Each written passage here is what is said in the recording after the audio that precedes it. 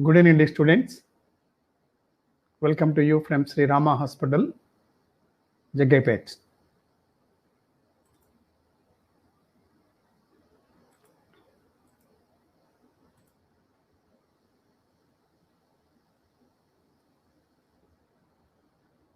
Yesterday we learnt about the anatomy, physiology and investigations of thyroid disease and also the developmental abnormalities of thyroid. Today let us study about the hypothyroidism and the hyperplastic goiter. Hypothyroidism.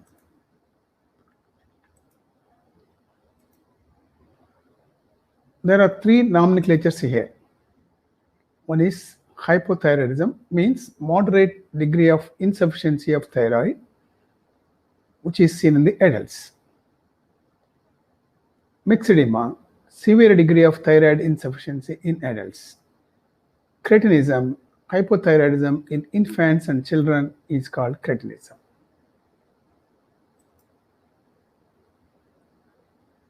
Just to recapitulate the physiology, hypothalamus controls pituitary by the hormone thyrotropin releasing hormone. Under its stimulation, pituitary secretes thyrotropin, also called as thyroid stimulating hormone or TSH. Under the influence of TSH, there is hyperplasia and hypertrophy of thyroid follicles with increased secretion of T4 and T3.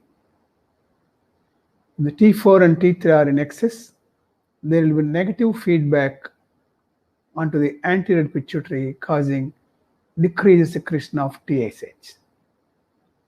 This is what we learned in physiology.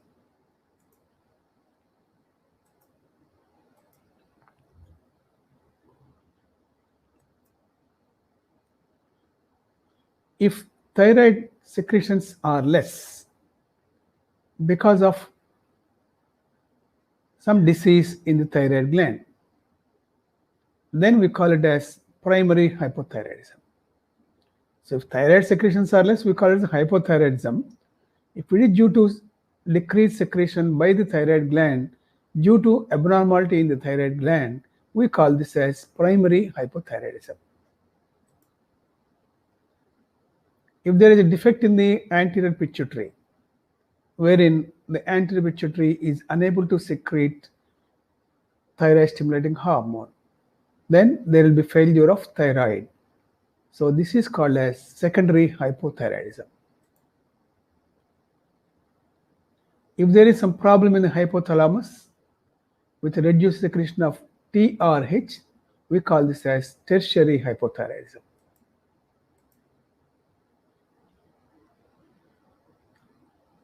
Primary, diminution of thyroid hormones due to decreased production by thyroid gland. It causes autoimmune thyroiditis.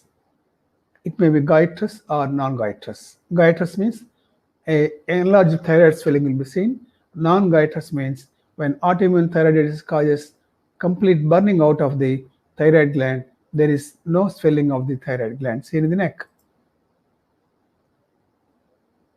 Iodine deficiency, example is endemic goiter.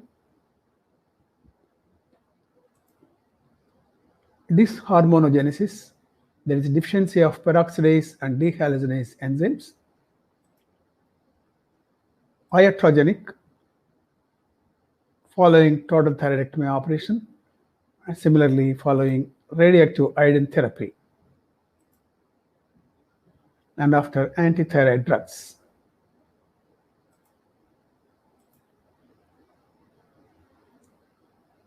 Secondary is due to diminution of thyroid hormones due to decreased TSH, pituitary chromophoboadenoma, ablation or destruction of pituitary, tertiary diminution of thyroid hormones due to decreased TRH. The thyroid insufficiency causes slowing of metabolism. Thyroid hormones are necessary for the normal body metabolism. So when the thyroid hormones are less, then the body metabolism also slows down.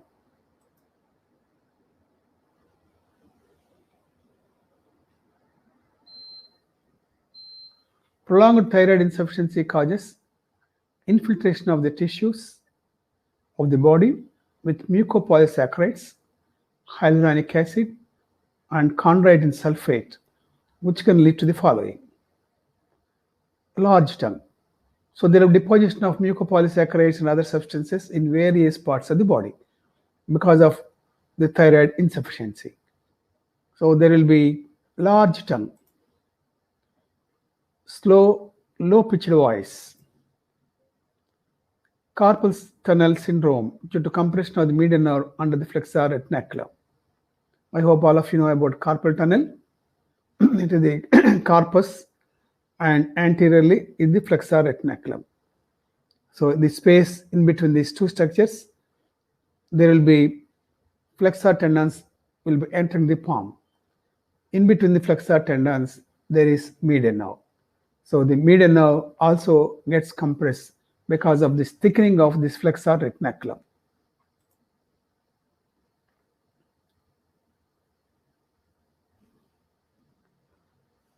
I will ask just one question, though I have not discussed about this problem.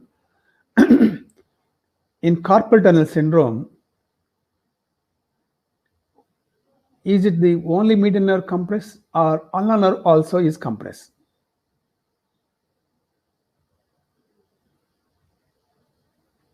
I just mentioned here that in the carpal tunnel syndrome, median nerve is compressed. Actually, median nerve and ulnar nerve both enter the palm. So when both of them enter the palm, will ulnar nerve be compressed or not? If not compressed, why is it not compressed?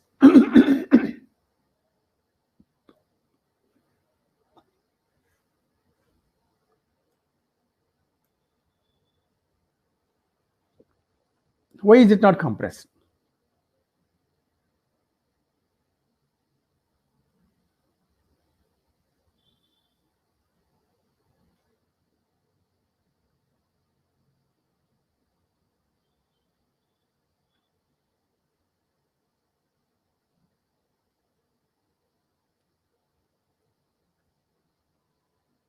When the median nerve got compressed, then why it doesn't compress? Very good. Because ulnar nerve doesn't pass under the flexor retinaculum. It passes superficial to the flexor retinaculum.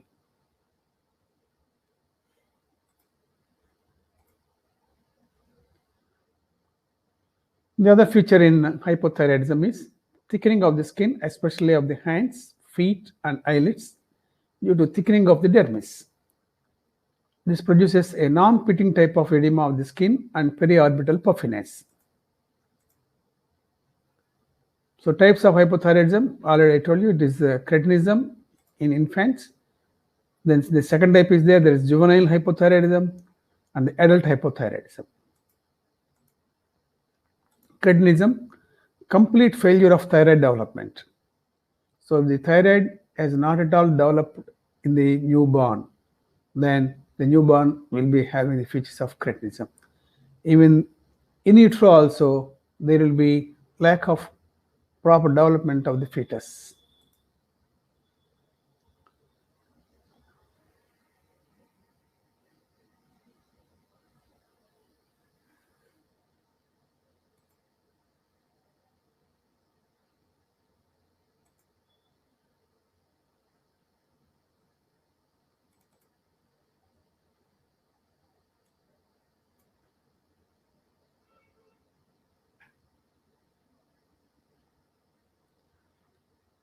Neonates born to mothers under antithyroid drugs also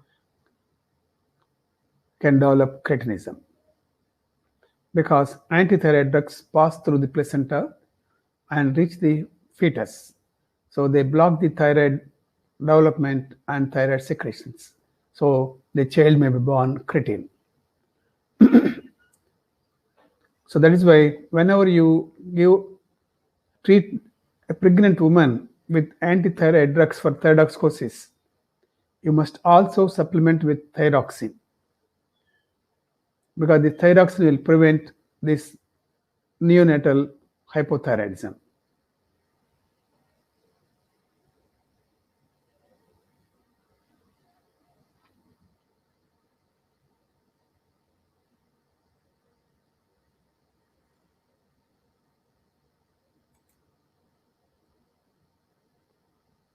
Actually, I have refreshed once. Still, if you have the problem, I am repeating it again.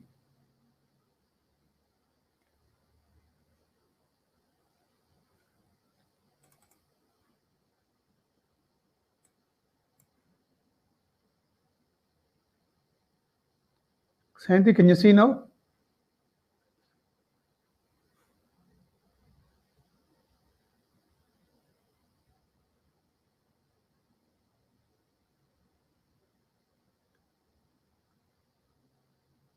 What about others? Other students, can they see these slides and my video? Okay, very well. Sandy, there is some problem at your end. Other students can see.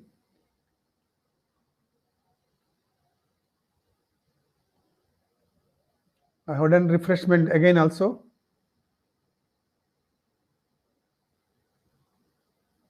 How is it now, Sandy? Are you able to see?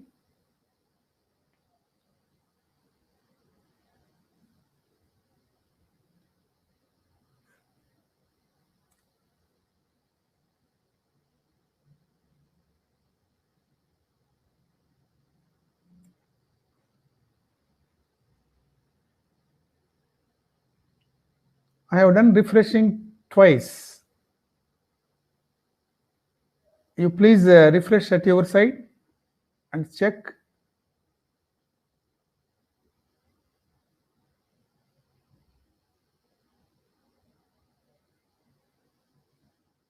All the other students are able to see. Only you have the problem. That means there is some problem with your network or with your mobile. I hope you are seeing in your mobile.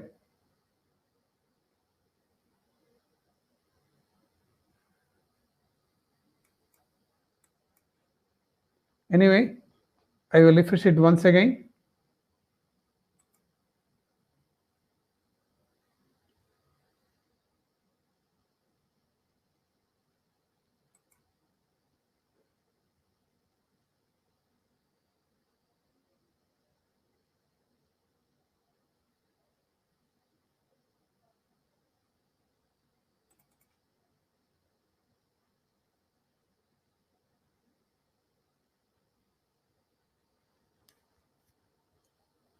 Now tell me, are you able to see?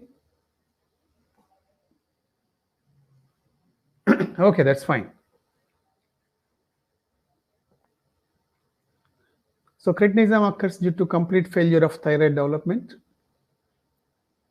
Neonates born to mothers under antithyroid drugs also develop cretinism.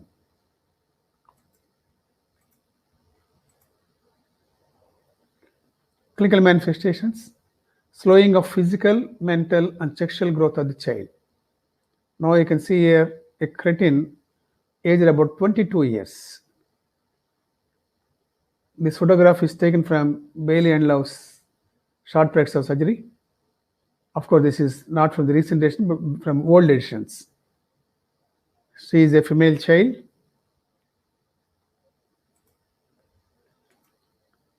So there is stunted growth, pot belly, umbilical hernia, supraclavicular pads of fats,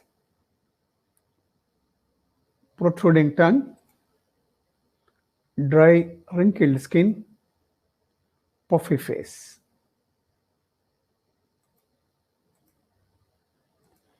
There is features of mental retardation, and there is sexual underdevelopment, both primary and secondary characters. You can see this large tongue protruding from the mouth, and you can see the thickened face and lips. as well as periorbital puffiness with umbilical hernia and pot belly.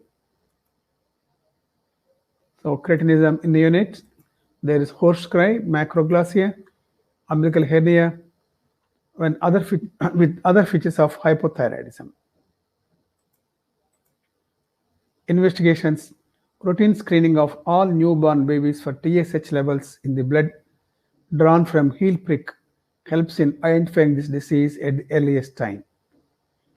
So the dictum is all the newborn children, their blood should be tested for thyroid function tests, that means T4, T3, and TSH. And similarly, their anal temperature has to be recorded to rule out the anal anomalies. So if this problem is detected immediately after birth, then you can manage the children well, their mental development and physical development will be good. Once the child is brought to you after 3 years of age, then whatever treatment you give, there will be mental retardation. So before 3 years of age, the child should be treated. And best is to start treatment on the day 1 of the child. Juvenile hypothyroidism. It is partial failure of thyroid gland. So when secretions are not completely absent, but they are reduced. So the child will be like this. So she is a 16 years old child, girl.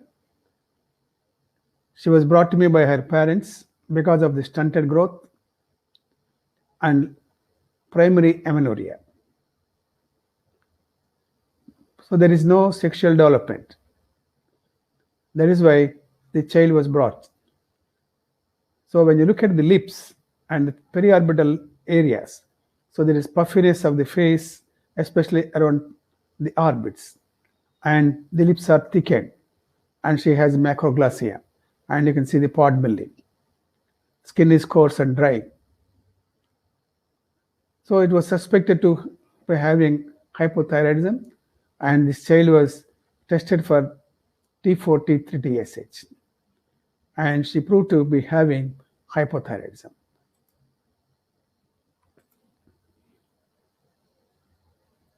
After 5 months of treatment, you can see her. So there is a lot of improvement in the face. And after 5 months, they started menstruating.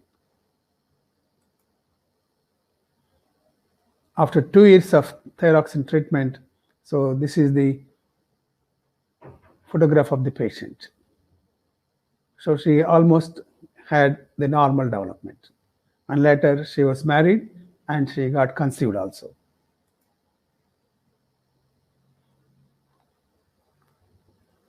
Adult hypothyroidism. The clinical manifestations are almost same: weight gain, cold skin with preference for heat, mental lethargy, slow movements, bradycardia, dry skin and dry hair, puffiness of the face, especially over periorbital area,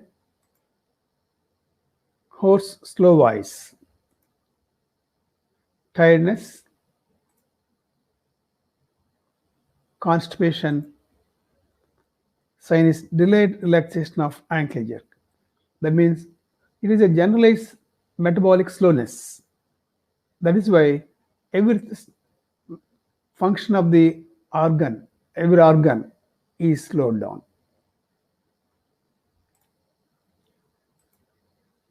Early features: tiredness, weight gain, depression, carpal tunnel syndrome, vertigo. These are the early features of hypothyroidism. That is why whenever a patient complains of these symptoms, she should be checked for hypothyroidism.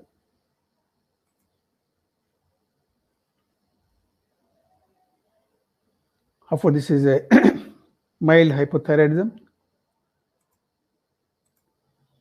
Investigations, estimation of thyroid hormones: T4, T3 are low, TSH is elevated.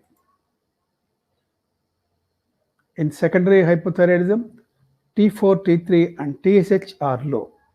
As already I told you, secondary hypothyroidism means it is due to anterior pituitary problem, like adenoma of the thyroid gland, adenoma of the pituitary. So there is reduced TSH. So because of reduced TSH, there is reduced T4 and T3. The second investigation is estimation of thyroid antibodies, because the commonest cause of adult hypothyroidism is because of autoimmune thyroiditis. Treatment: levothyroxine, because it is physiologically more active, 100 to 200 micrograms per day as a single dose on empty stomach, must be administered for life. Once in every 3 months, the thyroid hormones has to be evaluated to know their levels. In elderly and in patients with cardiac disease, it is started with only a dose of 50 micrograms and gradually increased over a period of 2 months. Because in cardiac patients with hypothyroidism, there will be slowness of the cardiac muscle with some amount of myxomatous degeneration. Once you give thyroxine in a dose of 100 or 200 micrograms, there will be sudden acceleration of metabolism. So with this sudden acceleration of metabolism, the heart is unable to cope up and it can lead to cardiac failure. So the dose should be gradually increased, especially in elderly patients and patients with cardiac problem. Myxedema, the features of hypothyroidism in severe form is called the myxedema. It may lead to coma. So if a patient is brought to you in myxedema coma, the management is intravenous hydrocortisone and intravenous triiodothyronine in increasing doses. Of course, the patient should be in intensive care unit support.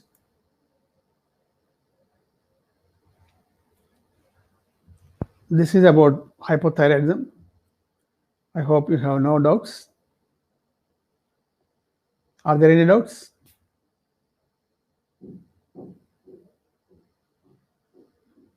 Okay. Then we'll proceed to the goitre. Enlargement of thyroid gland is called goitre. The word goitre is derived from the word gutter. Gutter means throat. Because related to the throat, it is called the goitre.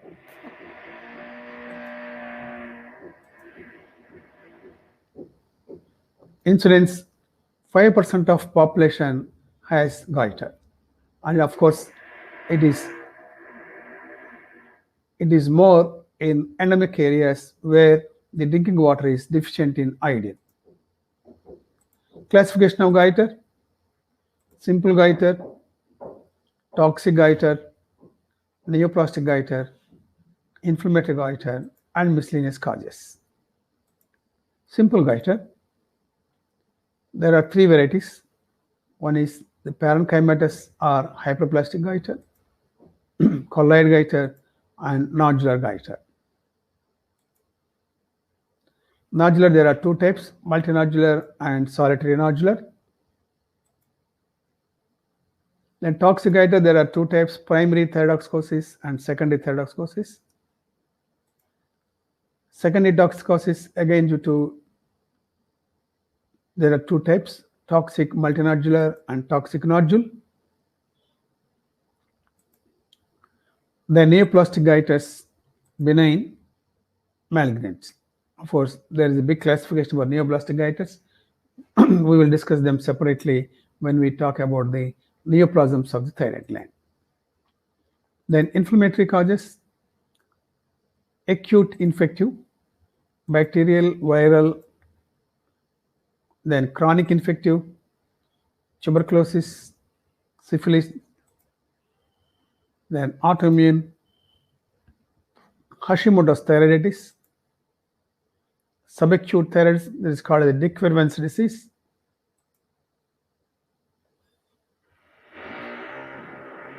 chronic fibrosing thyroiditis is also called as the Reed's thyroiditis.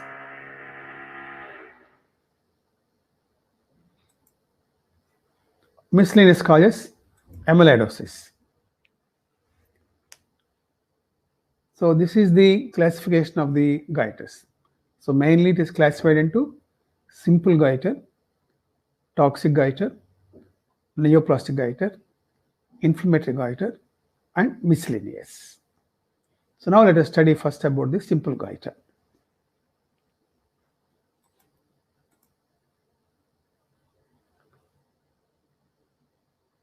What is simple goiter? If someone may ask you, define simple goiter. You can say a non-toxic, non-neoplastic, non-inflammatory swelling of thyroid gland is called as the simple goiter.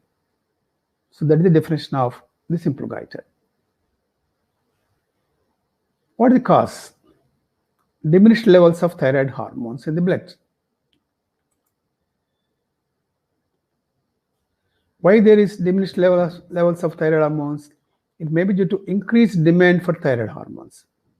That means the thyroid hormones are secreted by the thyroid gland depending upon the body's necessity. Whenever body growth is there more, thyroid hormones also are more. When body's growth has become static, the thyroid hormones also gets reduced. Example, you take puberty. So there is sudden growth in the physique as well as sexual development. So now the person needs more amount of thyroxine. If the thyroid gland is unable to supply the needs, then there is a deficiency. This is not an absolute deficiency. This is a relative deficiency. Similarly, if the woman is pregnant, she needs more thyroxine. So if the thyroid gland cannot pump out that amount of thyroxine, then again there will be relative deficiency. Similarly, during lactation. So increased demand for thyroid hormones. Then second cause of this diminished levels of thyroid hormones is because of decreased thyroxine production. So in general, there is decreased thyroxine production due to various causes.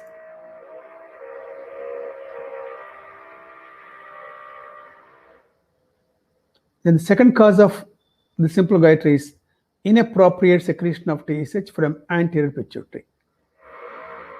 That we have already seen secondary hypothyroidism. Whenever there is a defect in the anterior pituitary, like microadenoma in the anterior pituitary, the TSH hormone is decreased. So there is decreased development of thyroid gland and there will be decreased secretion of T4 and T3.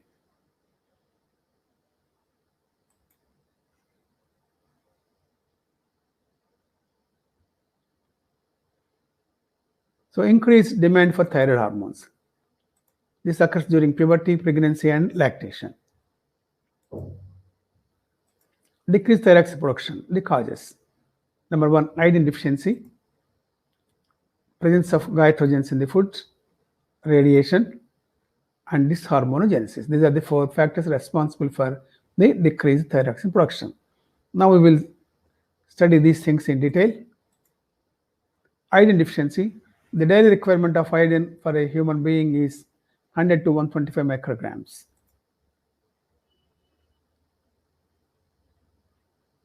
So there are endemic areas of iodine deficiency. Already I told you the iodine in the drinking water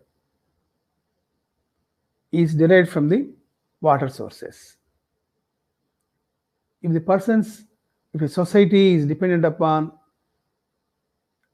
a river for their water supply, then the river, where it flows, that means on which soil it flows, that dictates the content of iodine in the river.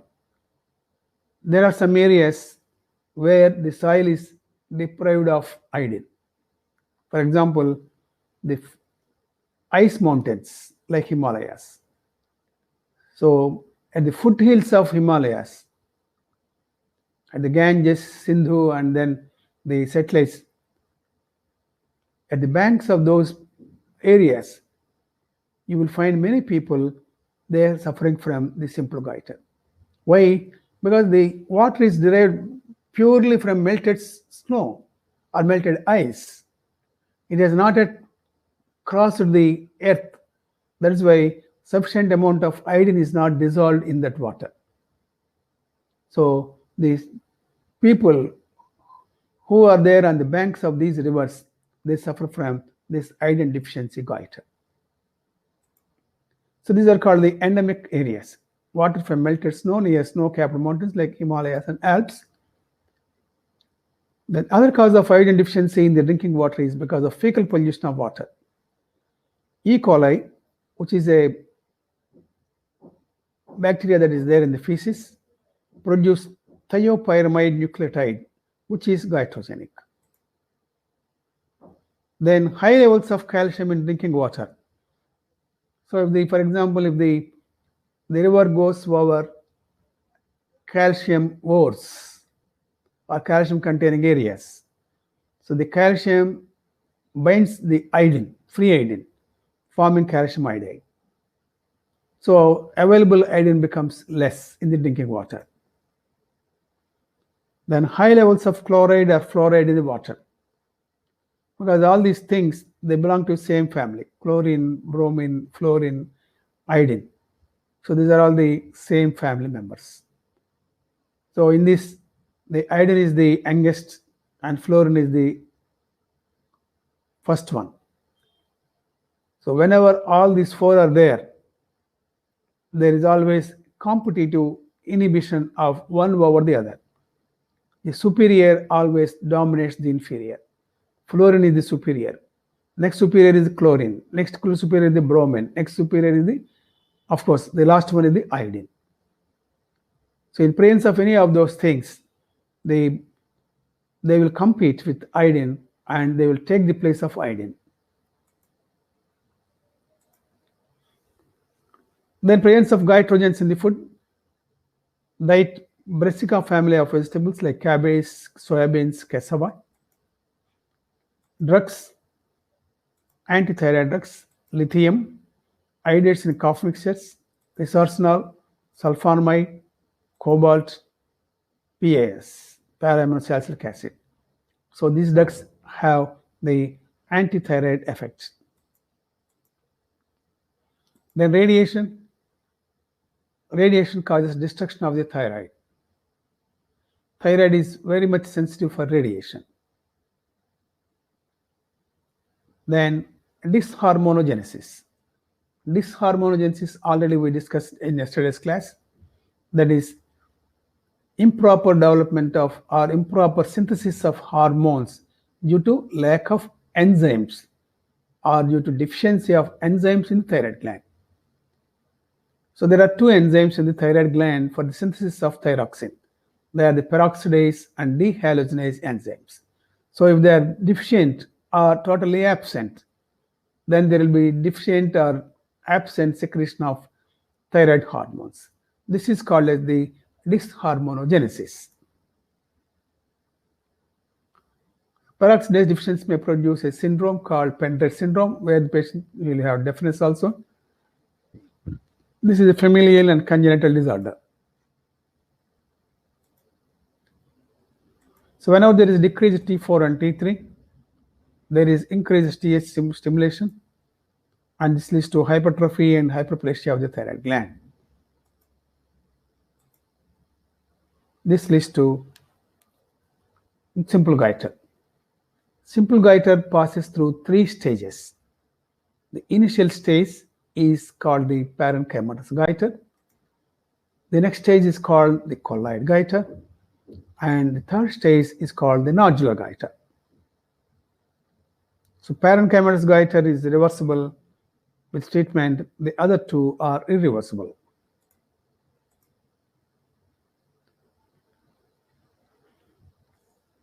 Apart from TSH, there are other factors also responsible for thyroid hyperplasia. They are the growth factors like immunoglobulins. Parenchymatous goiter. there is diffuse hyperplasia of thyroid gland due to increased TSH. Colloid goitre means, for example, you are seeing a person in an endemic area where there is perennial iodine deficiency in the drinking water. Whenever the iodine is deficient for continuously for many years, so initially what will happen to the child or the young fellow? There is lack of iodine that causes lack of or decreased secretion of thyroxine. So decreased secretion of thyroxine causes stimulation of TSH. So TSH will stimulate the thyroid gland. It goes into hyperplasia and hypertrophy, which is uniform. Both lobes and isthmus are uniformly enlarged in size. So this stage is called the parenchymatous goiter. Now, if the patient approaches a doctor and gets the treatment, it gets reversed and the swelling disappears. If the person delays, so then what happens? If there is continued decrease of thyroid hormones, there is continued stimulation of thyroid gland by TSH. So the TSH is always at an elevated level in the blood. So this causes this colloid goiter.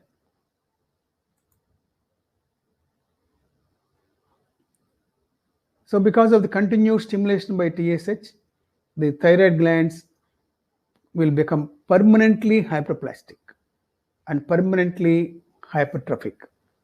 So initially it is about 25 grams, and now it has become 75 grams. So because of this large size, there is increased number of follicles, increased number of cells, and increased size of the cells. They cause more secretion of thyroxine, and that keeps the body's thyroxine at sufficiently normal levels. So once the thyroxine becomes normal levels, what will happen to the TSH? The TSH will be reduced. So the TSH comes to the normal level. So when TSH is not there, so already they have become hypertrophic and hyperplastic follicles are there. So the TSH is not influencing them, then these follicles, they become inactive. So once they become inactive, they are deposited with colloid. So this produces a condition called colloid goiter.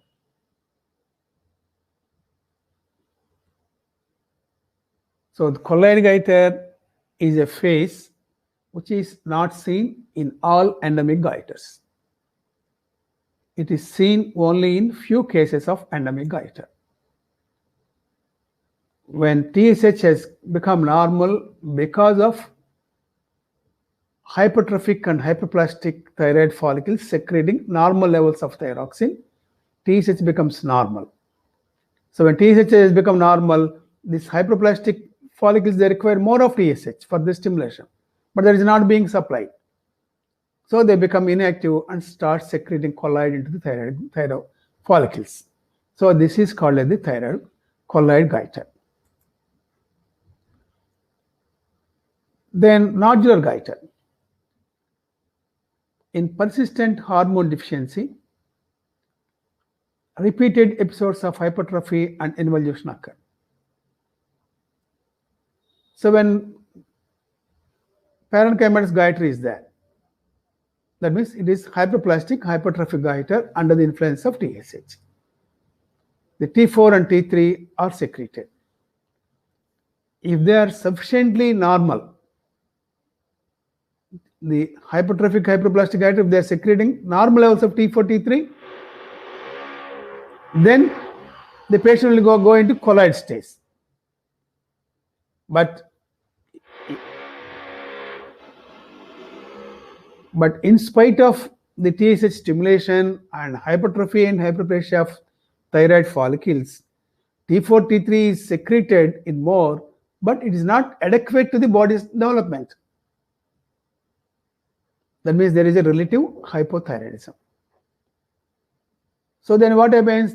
TSH will be still more secreted.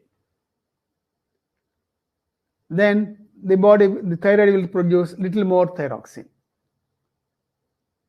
When thyroxine is there, TSH decreases. Again T4, T3 falls. Again TSH is stimulated. Such repeated episodes of hypertrophy and involution take place. So the response of thyroid gland to these phases become focal due to presence of clones of cells which are excessively sensitive to TSH stimulation. So when this hypertrophy and involution is going on in the thyroid gland due to increase and decrease of TSH stimulation. So after a period, all the cells do not respond uniformly. I will give an example. If there is a classroom of about some 100 students are there, the class is begin. First 1 hour, all the 100 students are attentive. Second 1 hour, few of the students, they look as if they are attentive, but they have switched off their brains. They will be thinking about roaming around something. In the third hour, some people are actually sleeping. That means continued teaching or continued class will make some of the students not responsive. Some of the students, they are more responsive. So similarly, the thyroid follicles also, after continued stimulation,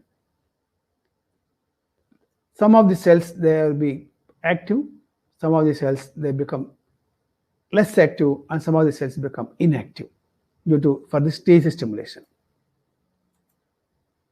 So active lobules become more vascular and hyperplastic, where inactive lobules, they involute. So the more vascular and hyperplastic lobules, what will happen? They will increase in size. After some time, they get degenerated. They get necrose. So there will be necrotic nodules.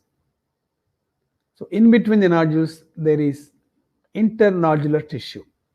So this internodular tissue is the functional tissue. So the thyroid gland will be riddled with multiple nodules. So some of them are hyperplastic, some of them are degenerated, some of them are necrotic. So you can see these are the various nodules on the surface of the thyroid gland.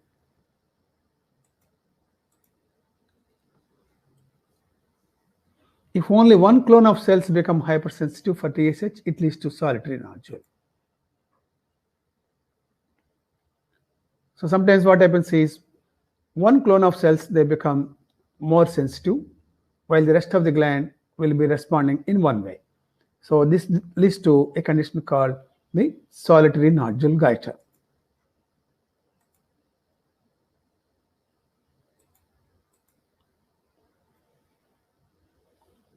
Okay, this is just to show how the solitary nodular goitre develops. Complications of nodular goitre, I told you already, nodules get degenerated. Degeneration can lead to cyst formation. There can be, any cyst can have the complication of hemorrhage. Then cyst wall may become calcified. Then the nodular goitres, they can go into toxicosis. So that is the pathology of simple goitre. So the simple goitre is mainly of 3 types: parenchymatous, colloid, nodular goitre. Colloid goitre is seen only in few people. Most of the people, they pass from parenchymatous goitre to nodular stage. In the nodular goitre, there are multiple nodules. This is because of unequal response of thyroid cells or thyroid follicles to TSH stimulation because of prolonged stimulation of TSH over a period of decades. So for about 10 to 20 years, if there is continued TSH stimulation, so the response of the follicular cells will vary. So some of them become hyperactive, they become more vascular, and they'll become more hyperplastic. Then they get degenerated, calcified, cyst formation can occur. So that results in multinodular goiter. If only one area of the thyroid gland is more sensitive, that area becomes into a nodule. Then it's called solitary nodule. But even in the solitary nodule goiter, you can find multiple small foci of nodules, which have not become clinically apparent. When you section the thyroid gland of a patient with solitary nodule goiter, you will find multiple areas of nodules. So solitary nodule goiter, though it is called solitary nodule goiter, in fact, it is not a solitary nodule goiter. It is a type of multinodular goiter where one nodule has become too large and other nodules have become too small, and they are mostly either microscopic or very small in size to be clinically palpable. Now we'll go to the detailed discussion of these various goiters, simple goiters. Parenchymatous are also called as the diffuse hyperplastic goiter. Incidence, it is childhood in endemic areas. So already we have seen that the simple goiter causes mainly because of relative or absolute deficiency of iodine in drinking water. This in turn causes decreased synthesis of thyroid hormones, which in turn causes stimulation of anti-pituitary to secrete more TSH, causing hypertrophy and hyperplasia. So this is called parenchymatous or hyperplastic goiter. So in endemic areas, because even during from childhood onwards, they are drinking only water which is deficient in iodine.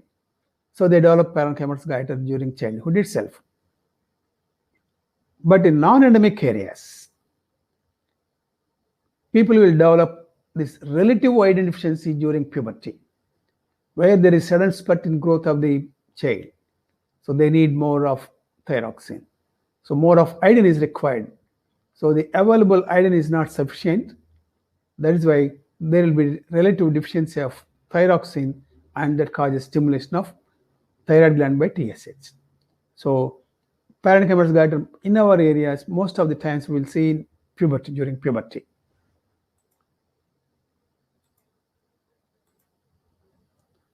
Females are more commonly affected owing to the presence of estrogen receptors in the thyroid tissue. So thyroid tissue is having estrogen receptors. These estrogen receptors are there not only in the secondary sexual organs like breasts and uterus, but also they are present in the thyroid gland. So during puberty, there will be secretion of more estrogens. So these estrogens not only stimulate the breast to develop, but also the thyroid to become hyperplastic, or they make it more sensitive for the stimulation of thyroid stimulating hormone. Hence, you find more of parenchymatous goiters in female children. Clinical presentation. So there is uniform hyperplasia of the thyroid gland. So there is diffuse bilateral smooth enlargement of the thyroid gland. The smooth and also it is soft in consistency. Enlargement is mild to moderate. It is reversible with treatment. Patient is usually in euthyroid state. Euthyroid state means normal thyroid levels. Why there is normal thyroid levels? We are talking about decreased iodine deficiency, a decreased iodine level in the drinking water. Then why should there be normal thyroid status?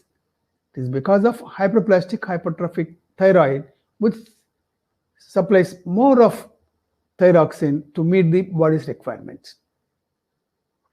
If the thyroid is unable to meet the requirement, then there will be occasional hypothyroidism in the child.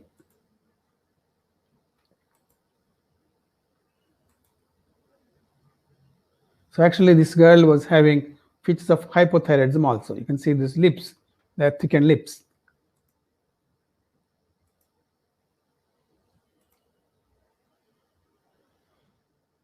So this is how these usually manifest during puberty.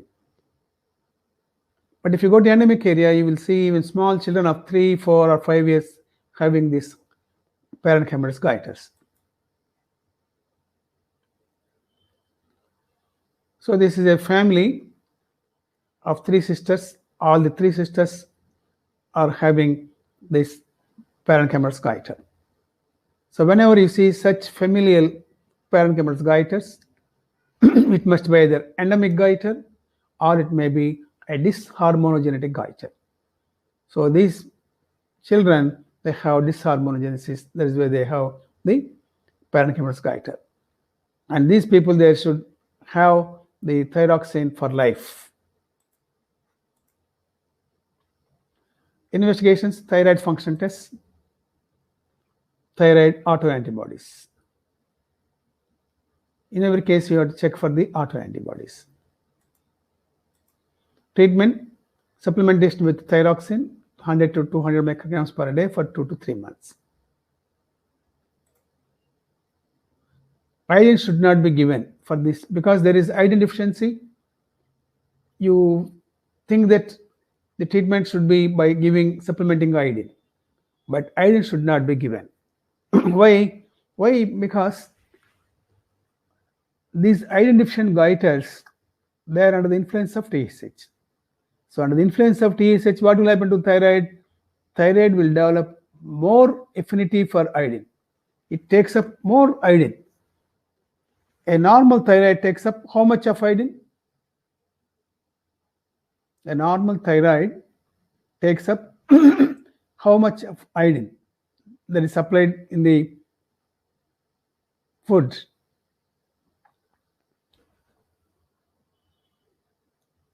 There are mainly 2 organs. Yes, very good.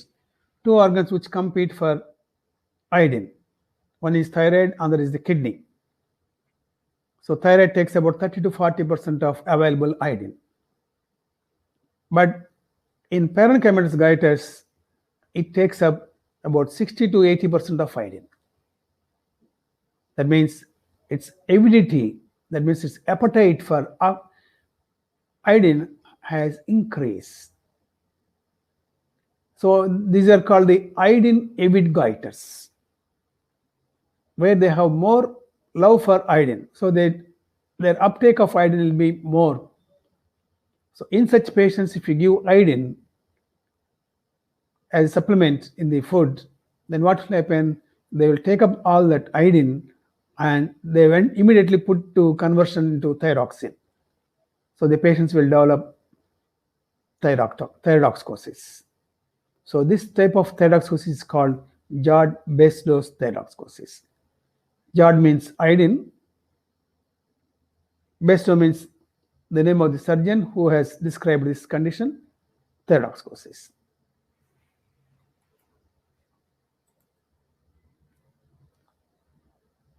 Prevention of these goiters in the endemic areas is by usage of iodized salt in the society.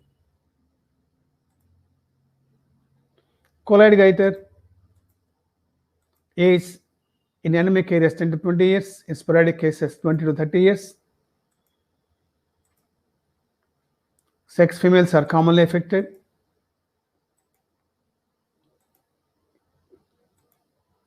Clinical presentation: diffuse, smooth, soft, and elastic enlargement of thyroid gland. Just looks like parenchymatous goiter, but size is more and consistency is a little bit more firm. Gland enlarges to a large size, causing cosmetic problem and obstructive symptoms. It is irreversible. Euthyroid state. Occasionally there may be hypothyroidism.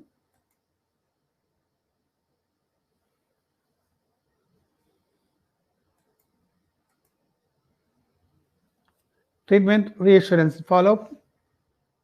For 10 years, half of the simple goiters resolve. That's what Bailey and Lowe in 24th edition has mentioned. Surgery: indications for surgery: cosmetic, pressure symptoms. Procedure is subtotal thyroidectomy. Then post-operative supplementation with thyroxine to prevent recurrence. Then nodular goiter.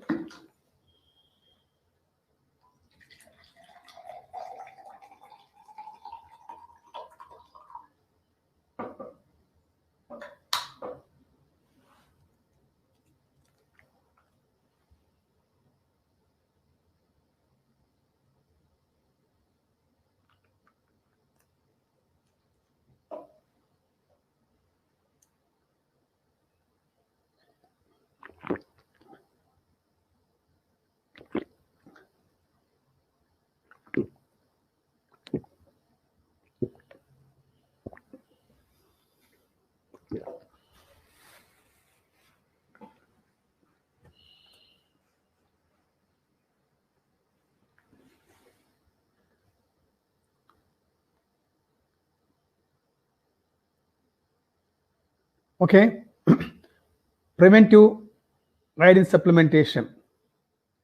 It is not iodine supplementation, it is iodine fortification.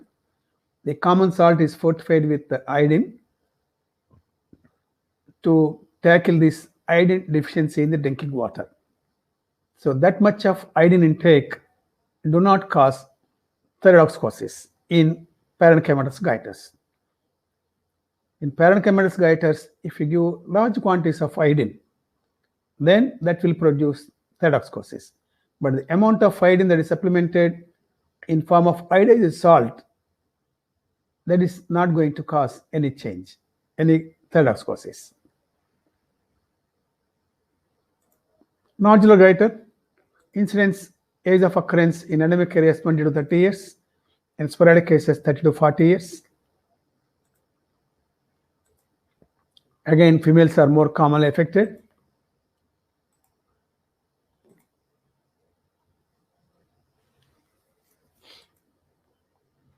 Diffuse form thyroid enlargement with multiple nodules on the surface.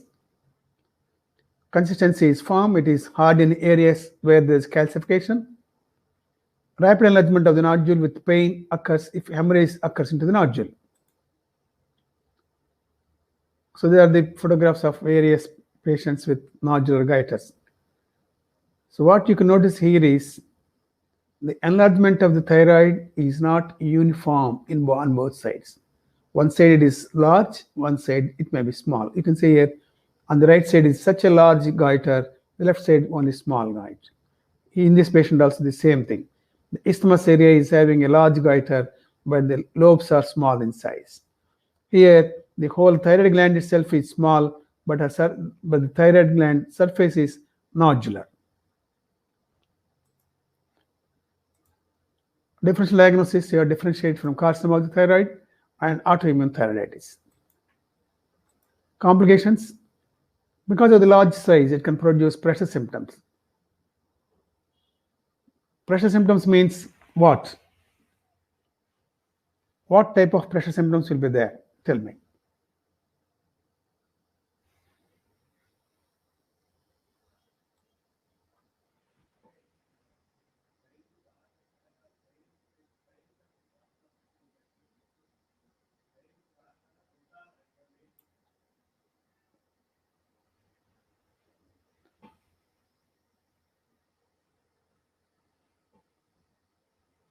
Very good.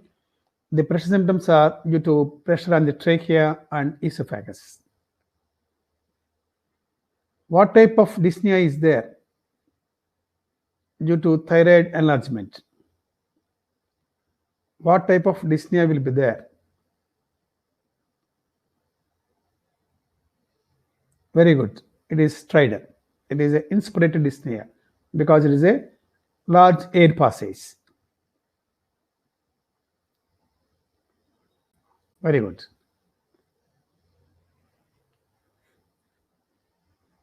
And there is one more doubt from one of our students, how to differentiate clinically between the colloid goiter and parenchymatous goiter. Both are almost alike. Colloid goiter is of large size. Parenchymatous goiter is mild to moderate in size.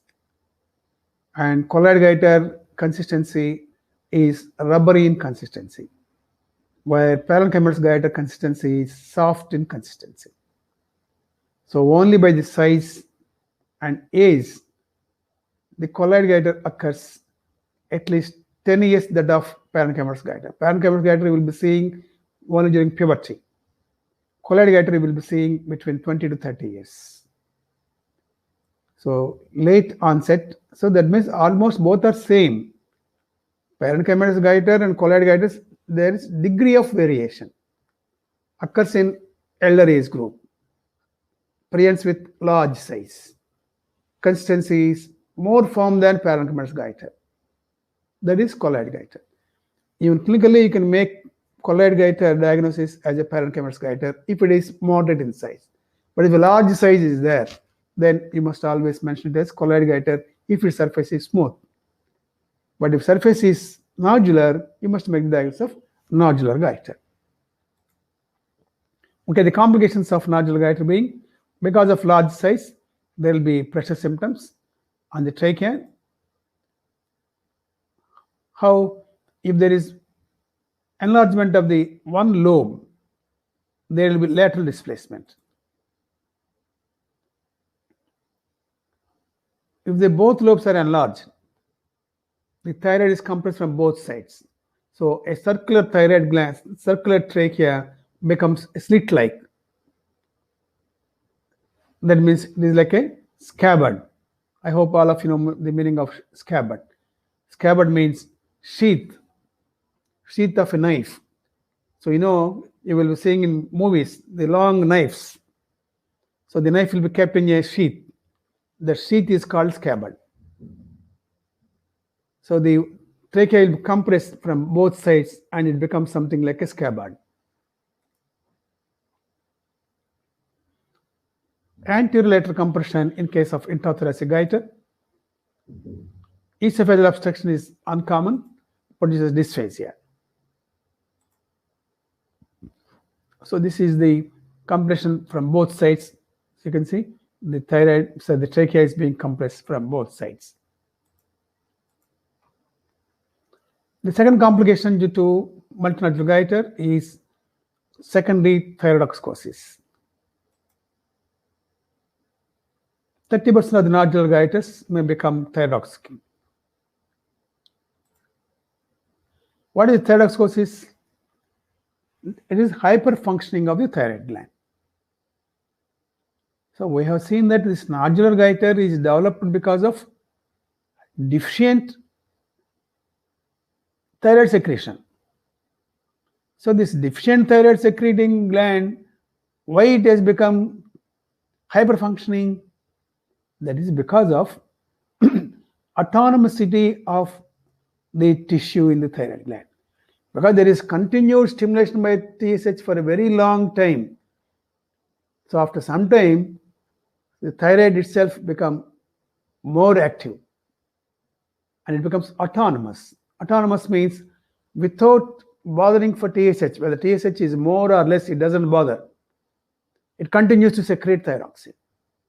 So there is no decrease in thyroxine secretion if TSH is less. So whether TSH is low or high, the thyroid gland continues to secrete large quantities of thyroxine. That is called autonomicity. So the thyroid tissue becomes autonomous in case of long-standing nodular goitre. So that leads to thyroidexcosis. This type of thyroidexcosis is called as secondary thyroidexcosis. Then the third complication is carcinoma. Development of carcinoma in nodular goitre is uncommon, and malignant transformation is commonly seen in endemic goitres. Investigation: thyroid hormone estimation, thyroid antibodies, X-ray of the neck to see for calcification and tracheal deviation, FNAC. So in these cases, you must do FNAC because a nodular goitre has to be differentiated from carcinoma of the thyroid as well as from autoimmune thyroiditis. So you have to do FNAC to rule out those two conditions. Treatment is reassurance and follow-up. Surgery. If the nodular goitre is of small size, you can just reassure the patient. If the thyroid hormones are less, you can supplement with thyroid hormones.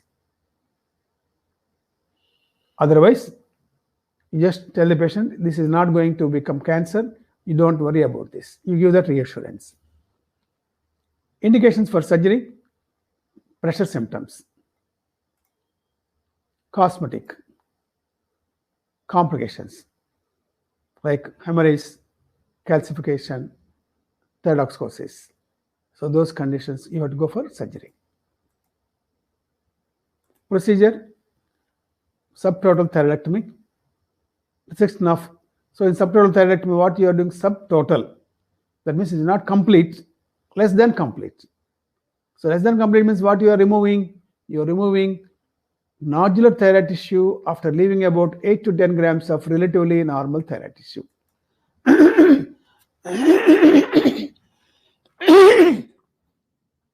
Sorry.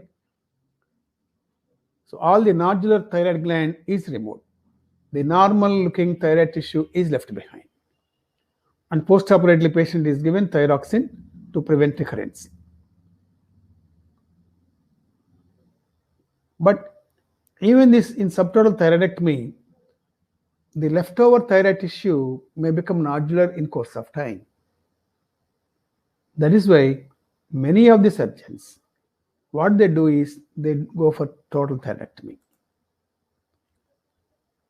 If both the lobes have large nodules, total thyroidectomy is done, as subtotal can cause recurrence and it's difficult to do reoperation, and T4 supplementation should be given for both the procedures. So whether you do subtotal or total, you must give thyroxine supplementation.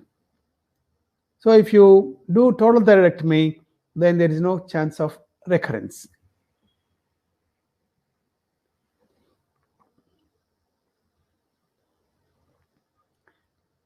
In subtotal thyroidectomy, almost the normal amount of thyroid tissue is left behind. So what the tissue that is left behind? The non-nodular tissue. For example, if the isthmus is having nodules, you remove those nodules in the isthmus also. So it's not that isthmus is removed or not. It is not the question. The thing is, the isthmus is hypertrophic and hyperplastic, or if the isthmus is having nodules, that nodular tissue is excised. If it is hyperplastic or hypertrophic, becoming very large in size, part of it is excised. Even total isthmectomy also can be done. There is no harm. But the lobes, you must leave behind 8 to 10 grams of lobes on either side.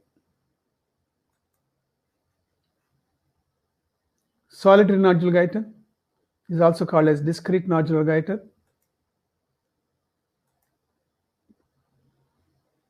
So the patient manifests with only one lobe enlargement. One of the nodules of a multinodular goiter outgrow the other nodules, manifests as a solitary nodule. So the other lobe also has small nodules.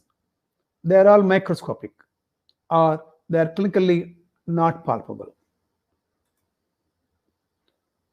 Clinical manifestation: single swelling, which is smooth, firm from any one of the lobes or from the isthmus.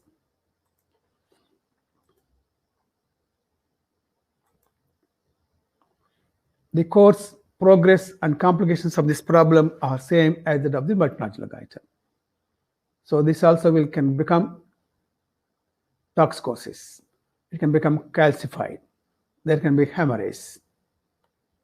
It can cause compression of the trachea and esophagus. So if there is a single lobe enlargement of the thyroid gland, then what is the differential diagnosis? You have differentiate from carcinoma of the thyroid, that is differentiate carcinoma, adenoma of the thyroid, cyst of the thyroid gland, and rarely Hashimoto's thyroiditis. Hashimoto's thyroiditis usually manifests as a bilateral diffuse enlargement. In some individuals, only one lobe is very much enlarged, the other lobe looks very small, it is not palpable. So then you have to differentiate from the solitary nodular goiter. Clinically, all these conditions look alike. They cannot differentiate from each other.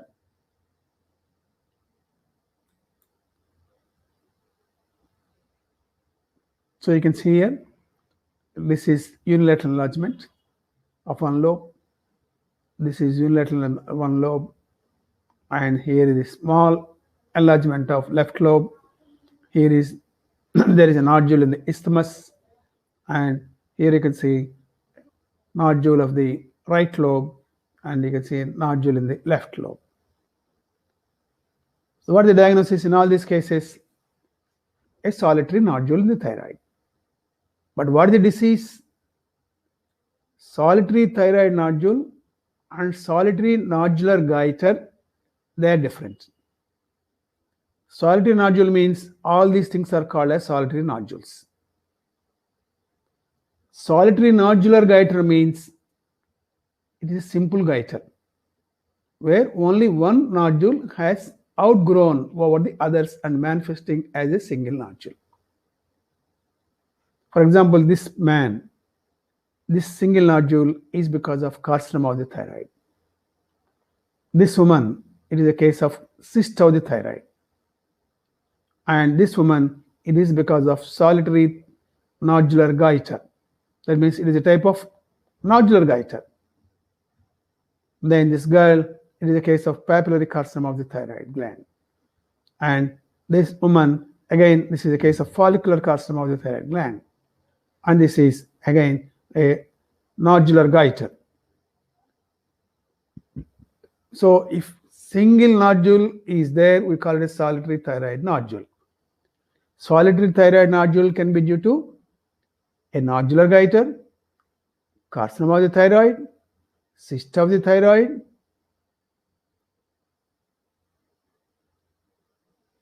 and rarely Hashimoto's thyroiditis.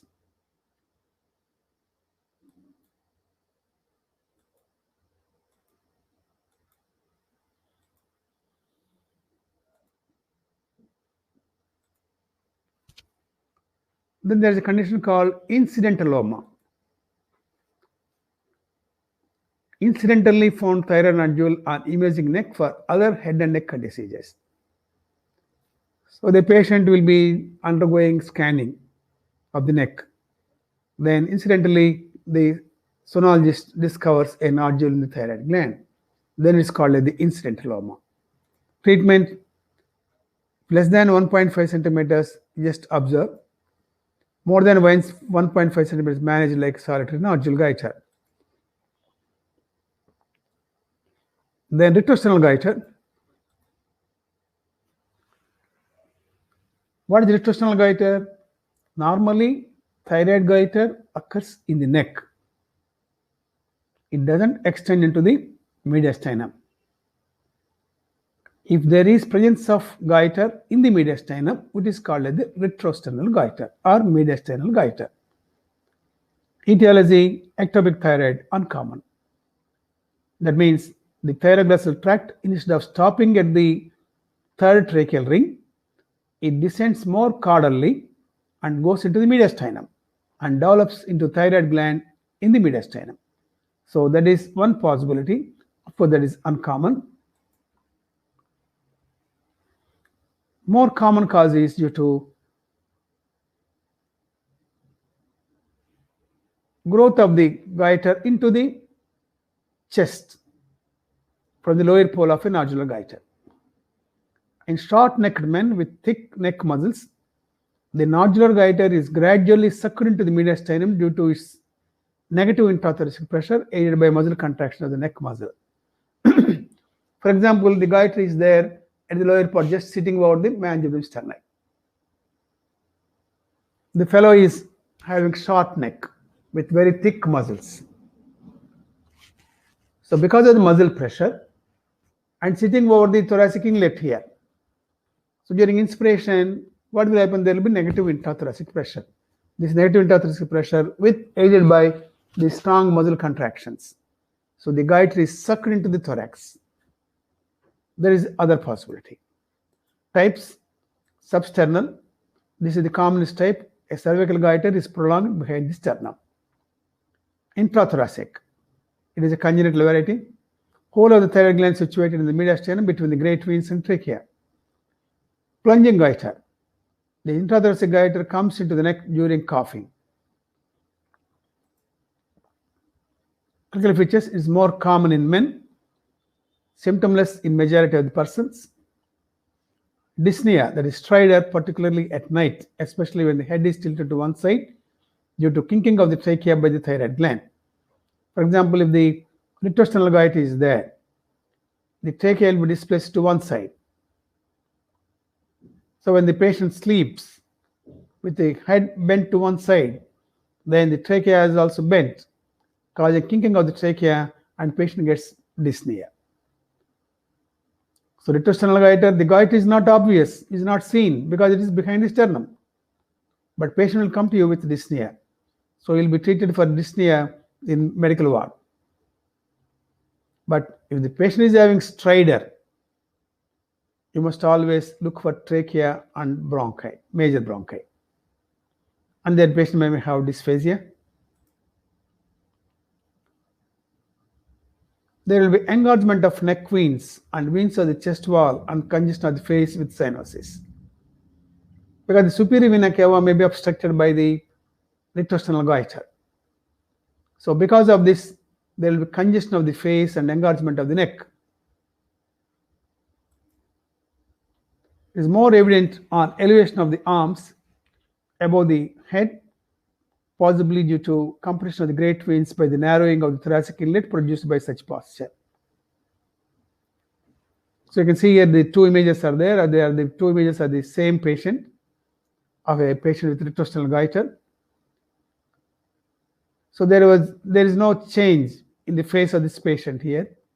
In the second photograph, when the patient is asked to raise the arms above the head, so you can see there is congestion of the face, and there is patient developed dyspnea also.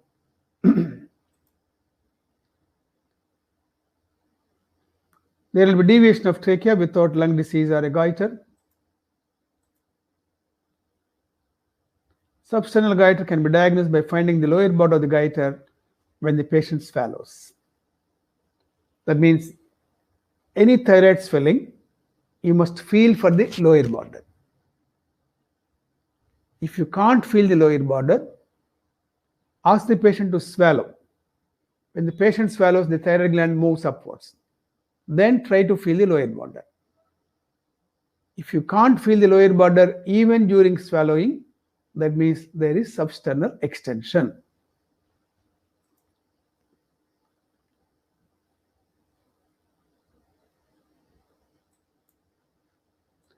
Complications of retrosternal goiter: superior vena cava obstruction due to mediastinal obstruction, and complications of a nodular goiter. So complications of nodular goiter being, number one, secondary thyroidoskosis, number two, hemorrhage, calcification, then malignant transformation.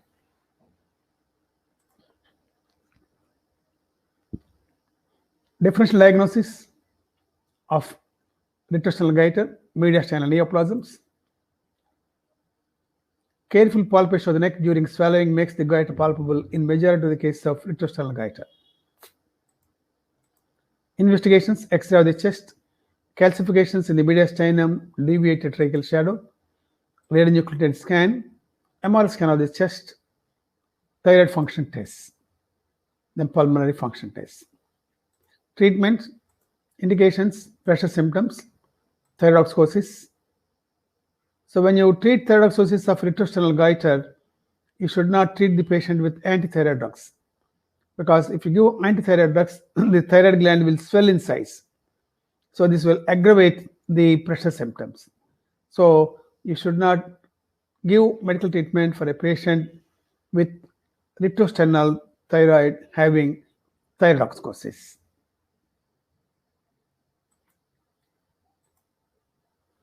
Surgical management: excision of the goiter is done through a neck incision because the gland gets its blood vessels from the neck.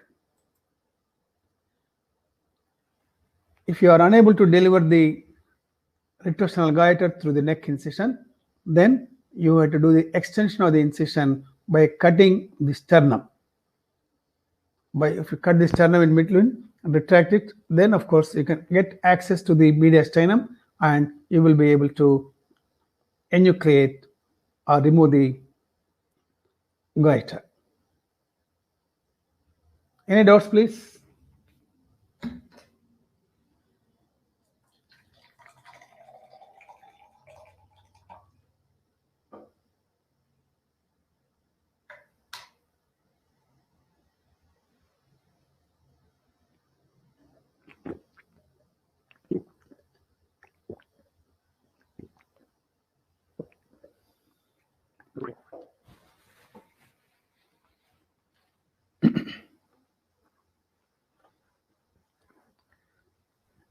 Yes.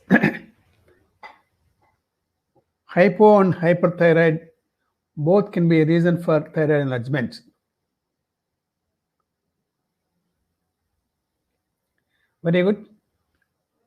Already I gave the classification of goiter. Goiter means any enlargement of thyroid gland is called goiter.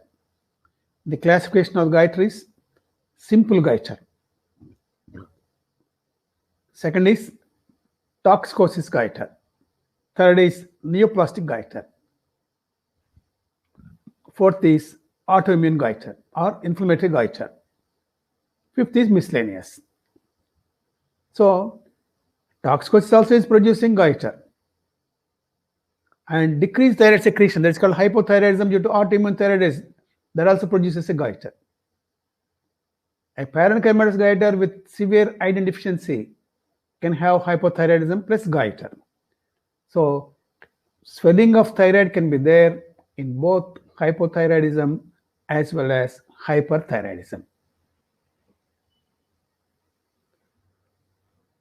Then there is one more question, that is how will we treat thyroidosis in this case? In this case means retrosternal goiter. Okay. Whenever you want to treat the thyroidosis in retrosternal goiter, we are going to discuss it in a separate topic, that is thyroidosis. We are going to start it now. But anyway, because you raised the question doubt, I will just clarify it briefly here. You use antithyroid drugs along with thyroxine supplementation. The antithyroid drugs are used in such a dose to block the thyroxine synthesis by the thyroid gland. And because thyroxine synthesis is blocked, TSH will increase, that will cause more hypertrophy of the thyroid gland. That will cause more obstructive symptoms. So to prevent that complication of obstructive symptoms, what you do is you give antithyroid drugs to the patient of retrosternal thyroidosis along with thyroxine supplementation of 100 to 200 micrograms per day.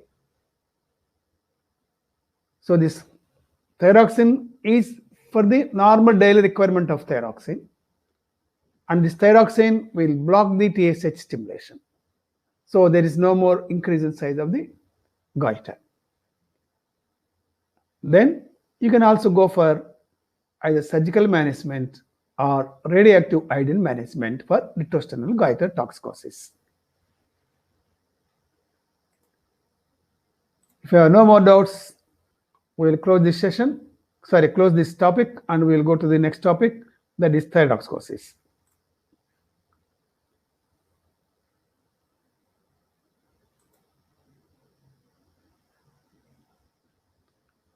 In the goiter classification, we have seen simple goiter,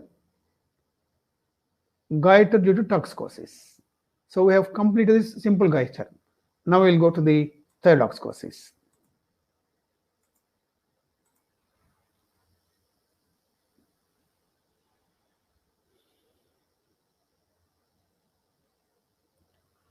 Synonyms: hyperthyroidism, Graves' disease, exophthalmic goiter, van Bested's disease.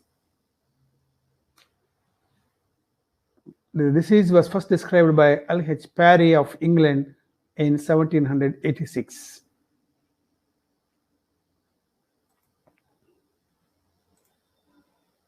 Pathology: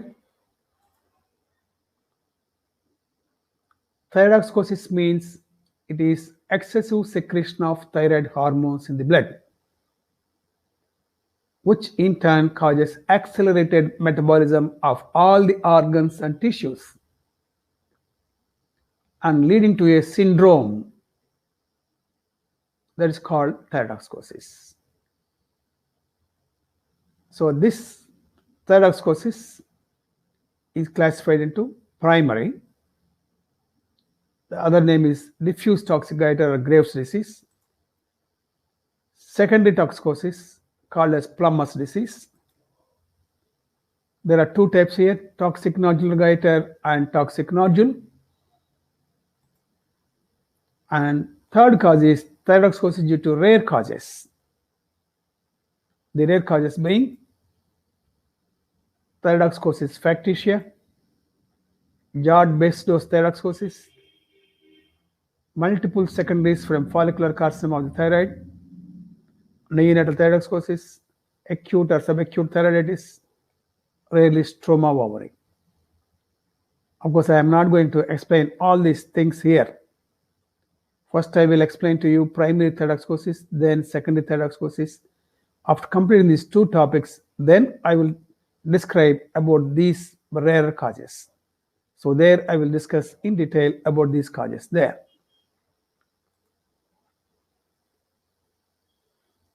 So what is hyperthyroidism and what is thyroiditis? We loosely use both these words, one for the other. Hyperthyroidism is oversecretion of thyroid hormones due to hyperfunctioning thyroid gland. Thyroiditis is oversecretion of thyroid hormones due to any cause, like hyperthyroidism, thyroiditis factitia, Jad-Bestow, multiple secondaries, stroma of ovary. So here in this first one, there is hypersecretion of thyroid hormones. In the second one also there is hypersecretion of thyroid hormones. Whatever may be the cause, the thyroid hormones may be more because of some other condition, like multiple secondaries. From follicular carcinoma of thyroid, they secrete more thyroxine, they produce toxicosis. Stroma of ovary, already I told you, presence of thyroid tissue in the ovary produces thyrotoxicosis. Jad-Bestow thyrotoxicosis, already we discussed. Giving iodine for a patient with parenchymatous goitre can produce thyrotoxicosis. So any of these conditions is called as thyrotoxicosis. But don't bother about the difference. So both of them are almost synonyms. Etiology of thyrotoxicosis, excessive secretion of thyroid hormones. Why there is excessive secretion of thyroid hormones? Number one, due to abnormal thyroid stimulating antibodies. These are called TSH-RAB of IgG type, which bind to thyroid stimulating hormone receptor sites in primary thyroiditis. It has a protracted action than TSH on follicular cell membrane.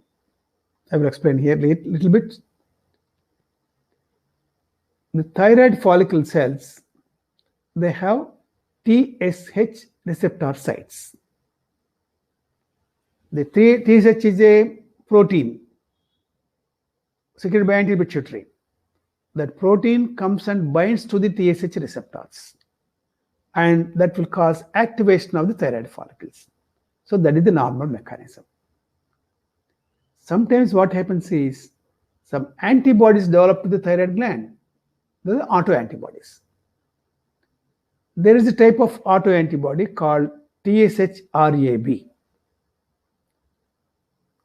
This particular antibody has more affinity for TSH receptors on the follicular cells. Because of its affinity, it goes and binds to the TSH receptors of the follicular cells. And once it binds there, it stimulates the thyroid follicles. The thyroid follicles get stimulated and produce more of thyroxine. And this TSH-RAB has a more prolonged action on follicular cells. TSH has only action of about 1.5 to 3 hours, but this TSH-RAB has action of about 16 to 24 hours. So it is nothing but an antibody to the thyroid gland, thyroid follicular cells. All antibodies go and fix to the antigen. So the antigen here in the follicular cell. So the antibody goes and fixes to the antigen. But where? Over the TSH receptor site. Because TSH receptor site is being now attached to the antibody. The antibody causes, because the antibody always will do some stimulation or destruction of the follicular cells. So it causes irritation or stimulation or activation of this TSH receptor site. That causes the more hyperactivity of the thyroid follicles, producing more of thyroxine.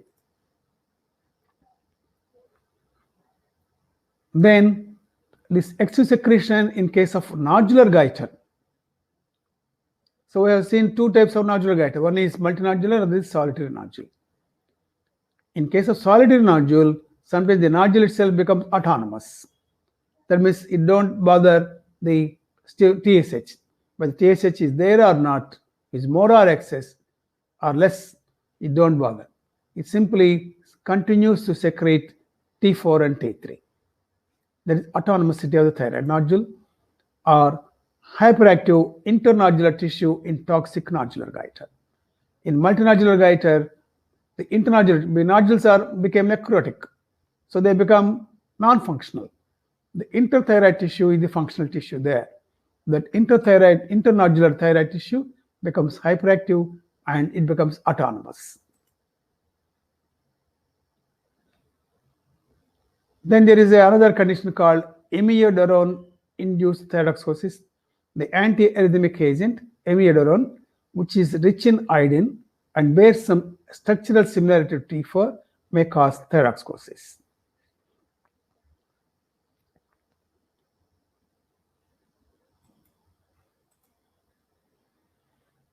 Histology: the thyroid follicles become hyperplastic and are lined by columnar epithelium and filled with vacuolated globulin or empty follicles. One thing you should know about thyroid follicles is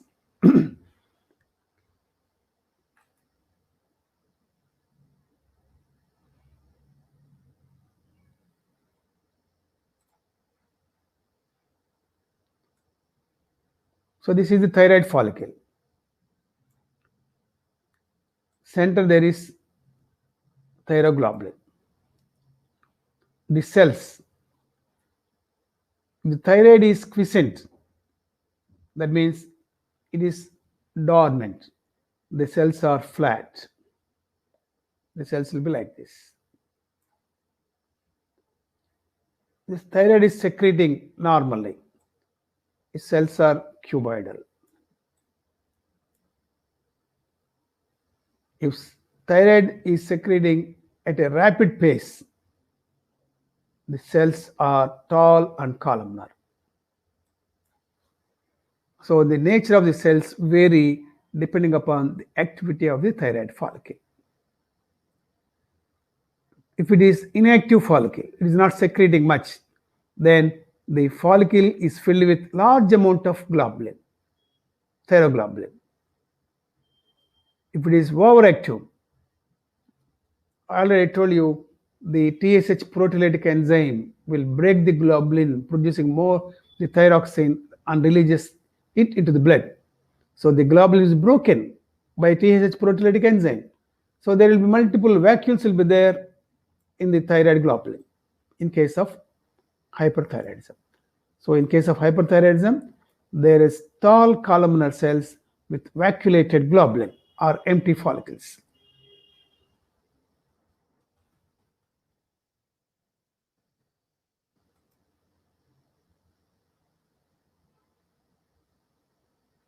Change in the organs. So already we have seen that in hyperthyroidism, there is accelerated metabolic activity of the organs and tissues in the body. And it is due to an antigen-antibody reaction of the thyroid gland due to secretion of antibodies to the thyroid gland. Change in the organs, there will be change in the thyroid, change in other organs due to hypermetabolic activity, and there is changes due to the antibody itself. Change in the thyroid gland. There is hypertrophy and hyperplasia of the thyroid gland. And because there is hypertrophy, it needs more blood, so there is increased vascularity.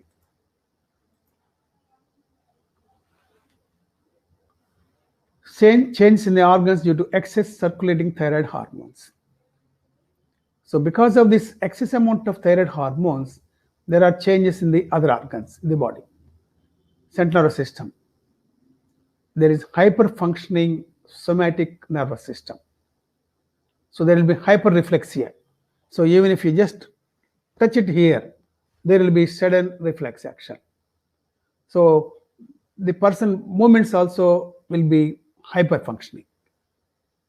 if you ask him to just button his clothes, he'll be just doing jerky movements like this because it is hyperfunctioning.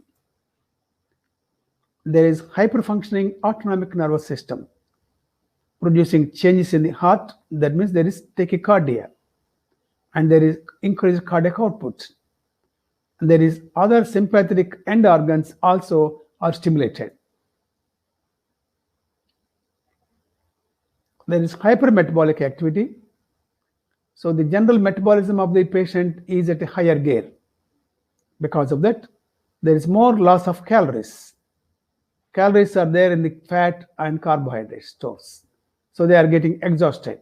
So the patients will be losing weight. And because of hypermetabolism, even the muscles, they undergo catabolic activity. So hypermetabolism means it is hypercatabolic activity. So because of hypercatabolic activity, the muscles are broken down to produce more of neoglucogenesis. That leads to loss of weight. Then cardiovascular system, arrhythmias and heart failure. Changes due to autoimmune antibodies. The autoimmune antibody, that is TSH-RAB, acts not only on the thyroid follicles, but also on some other tissues. What are the tissues affected by these antibodies? The antibodies affect the proximal limb muscles, retrobulbar tissues, and periocular muscles, and pretibial area of the leg. So these are the three areas where it affects.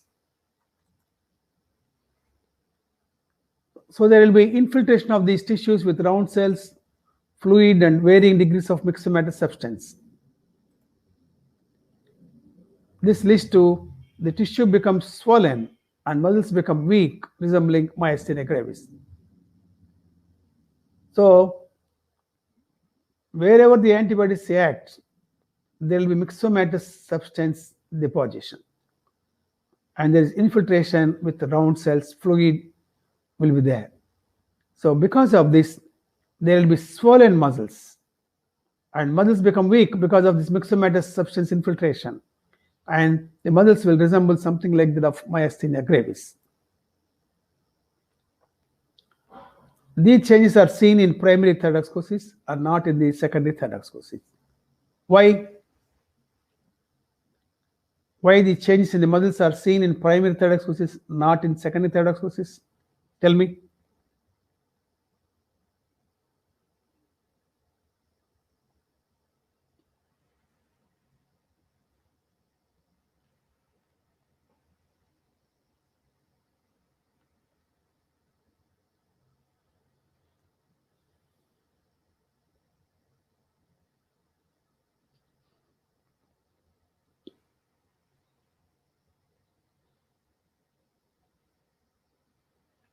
Very good. Primary is due to the autoimmune antibodies. Secondary is due to, secondary means nodular toxicosis or toxic nodule. They are due to the autonomicity of the thyroid nodules. There are no antibodies in secondary toxicosis.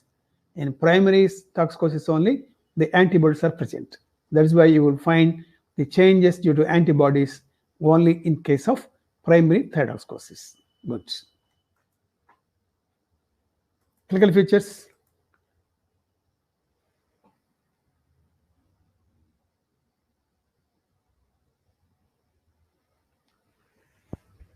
Yes, the TSH will decrease in thyroidoscosis because T4 and T3 are in excess. Automatically, the TSH will become negligible. Primary thyroidoscosis, it is 8 times more common in females. Occurs at any age. Usually, younger people are involved. Clinical features, they can be classified due to clinical features due to thyroid enlargement, clinical features due to hypermetabolic activity, that is on the CNS, CVS, body metabolism, then clinical features due to antibodies. Antibodies will be there, action on the periorbital tissues, on the muscles, and on the pre-tibial tissues. So we can classify the clinical features in these three headings. Clinical features due to thyroid enlargement, because we have seen that there is hypertrophy and hyperplasia of thyroid gland.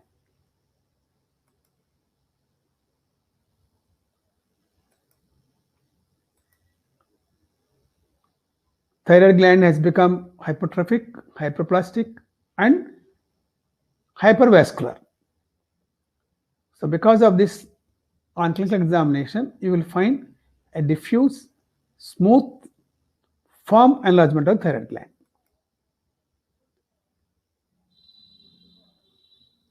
Increased thyroid vascularity presenting as thrill or bruit over the superior pole of the thyroid gland. So if you keep a stethoscope or keep your fingers over the superior pole of the thyroid gland, you will find a bruit.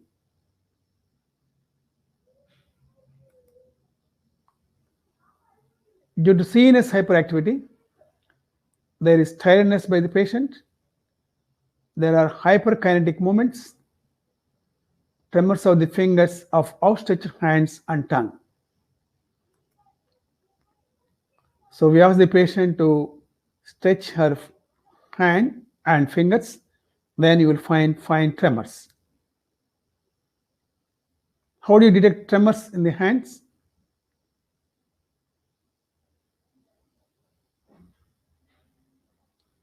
By looking at the fingers. If you are not able to find tremors, then what you do?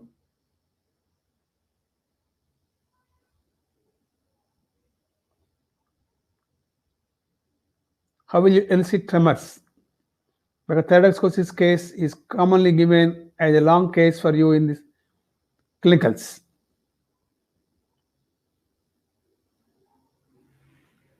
Very good. Keep a paper over the fingers, switch off the fan, and then look at the paper. So there will be trembling of the paper will be there.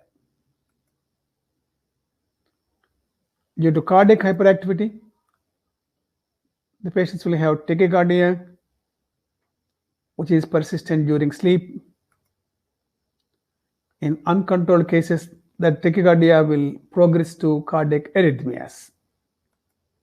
Initially, there will be multiple extrasystoles.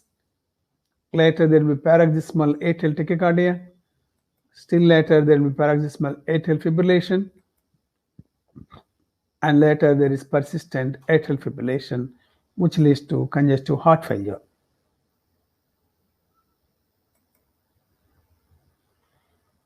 Clinical features due to increased metabolic activity, warm, moist hands. Anxious neurocells also will have similar features of the thyroiditis. Many of the features of thyroiditis are manifesting in anxiety neurosis also. But in anxiety neurosis, there is more sympathetic activity, so there will be cold and moist hands. But in case of thyroiditis, there are warm and moist hands. Why moist? Why warm? Why there is moisture in hands in thyroiditis, and why there is warmth? Moist means more sweating. Why there is more sweating?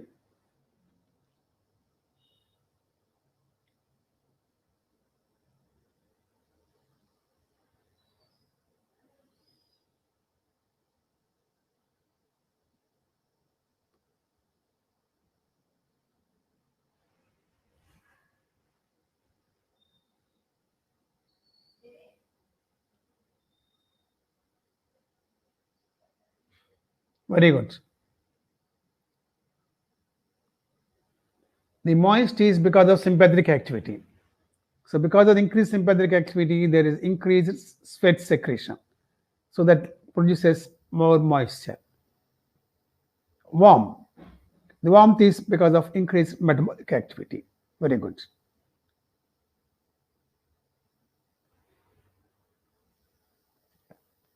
There is loss of weight and increased appetite because of increased catabolic activity. The calories are broken down The fat stores are being broken down. The protein stores in the muscles, they are also broken down. There is increased appetite for the patient. Because of increased metabolic activity, the patient is producing more heat. So there will be more heat intolerance with preference for cold. Due to antibodies, we have seen that antibodies will be acting on three places. What the proximal limb girdles, number two, periorbital area, number three, pretibial tissues. So myopathy, there is weakness of the proximal limb muscles. Then there is pretibial myxedema. There is symmetrical thickening of skin of the legs due to subcutaneous mucin-like deposit. So don't get confused with myxedema and pretibial myxedema. Myxedema is due to severe hypothyroidism. Pretibial myxedema is due to thyroidoxcosis. So you get confused between these two, and these two will be always given in the PG entrance examinations. So pretibial myxedema is a feature of thyroidoxcosis due to antibodies. Because of antigen-antibody reaction, there will be myxomatous substance deposition in these tissues, in the dermis. So because of that, there is thickening of the skin. I already told you in the beginning itself, due to antibody reaction, there will be plasma cell infiltration. There is, round cell infiltration with edema and mucin-like deposition in the tissues. So the same deposit will be there in the muscles, and the same deposit will be there in the periorbital muscles and tissues, as well as in the pretibial area. So because of that, there is thickening of skin of pretibial area. There is weakness of muscles of the proximal limb muscles. Then, due to the action of the antibodies, as well as due to increased sympathetic activity, there will be eye changes. These eye changes are called the exophthalmos.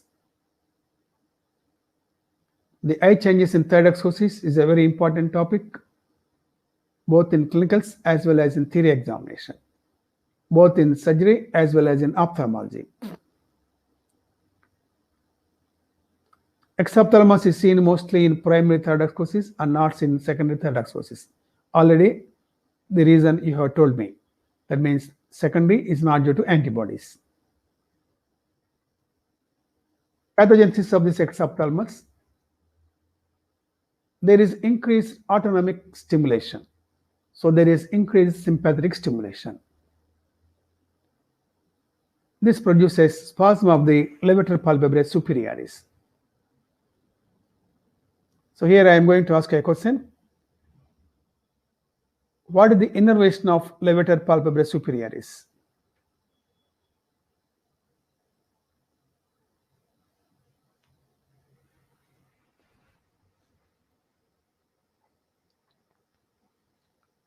Third nerve, is it sympathetic or parasympathetic?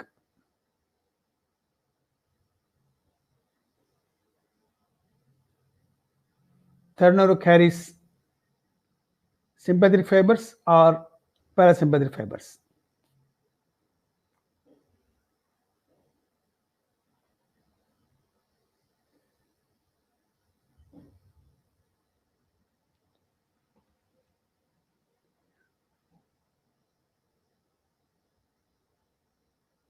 No, they carry parasympathetic fibers. They carry parasympathetic fibers.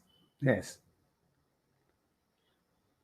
The levator palpebrae superioris muscle gets innervation. Majority of the innervation is from third nerve, and to a little extent it gets innervation from sympathetic fibers. The sympathetic fibers also supply the palpebrae superioris. So because of the sympathetic stimulation, there is spasm of the levator palpebrae superioris. So the spasm produces, I hope you know the action of levator palpebrae superioris. What is the action of levator palpebrae superioris? What the action of levator palpebrae superioris?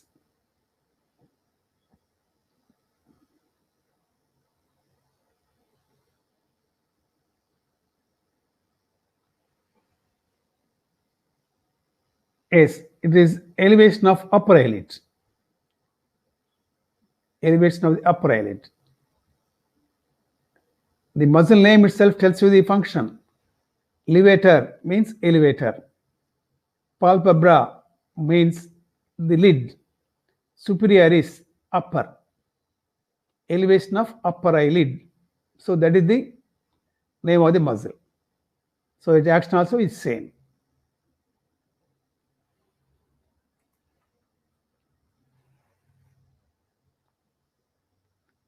Next is there is deposition of myxomatous and round cell infiltration in the retrobulbar area and in the ocular muscles. So there are extraocular muscles. So the muscles are infiltrated with myxomatous substance. So what will happen? The muscles are infiltrated with myxomatous substance. What will happen to the muscles?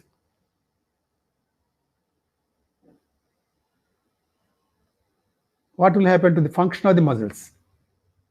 The muscles are infiltrated. Yes, they become weak. Of course, they are not paralyzed, they become weak. So because of this, there will be weakness of the ocular muscles. And there is deposition of myxomatous substance in the retrobulbar area.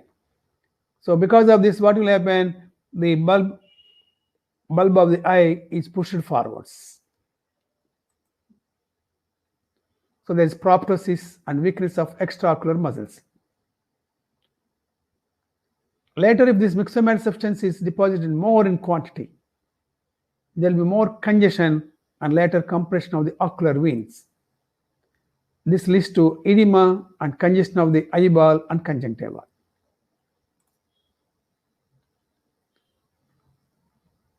If there is only sympathetic stimulation with spasm of the levator palpebrae superioris, this is called mild exophthalmos. If there is proptosis with extraocular muscle weakness, this is called as the moderate exophthalmos. If there is congestion with edema, then we call it as severe exophthalmos. So there are three grades of exophthalmos.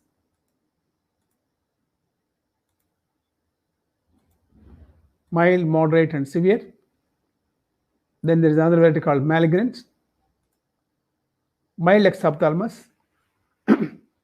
So here the features are because of sympathetic stimulation, causing contraction of the levator palpebrae superioris. So if there is mild spasm of the levator palpebrae superioris, mild spasm. So when there is mild spasm, what will happen? There is not complete retraction, but the movement of the upper eyelid, downward movement of the upper eyelid will be rather restricted. Normally, the eyeball is like this. The eyelid is like this. Whenever eyeball rotates downwards,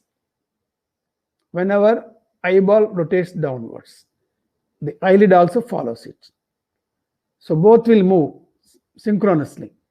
When you look down, the eyeball rotates downwards.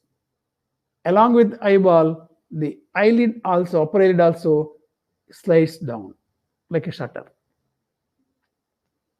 So what is this lid lag sign? Lid lag sign means when the patient is asked to look downwards, the upper eyelid doesn't come down as in the normal person, just it comes down.